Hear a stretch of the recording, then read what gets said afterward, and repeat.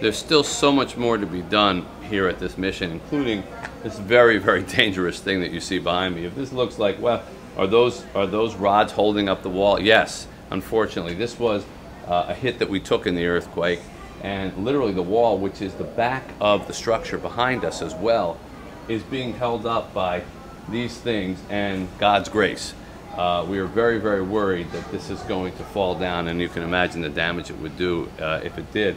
Unfortunately, we need to be able to afford to take the whole wall down piece by piece and then build it all the way back up again piece by piece. And we're hoping to get the funding to be able to do that, but this remains, you know, one of the sort of haunting memories of the earthquake that we still have to take care of.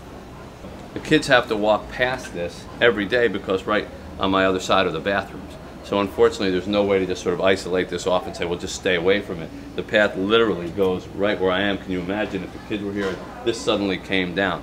So we're very careful when we walk through it, but still, this is right in the central busy walking area for the kids to get back and forth to the bathroom. So it's imperative that we get this wall fixed.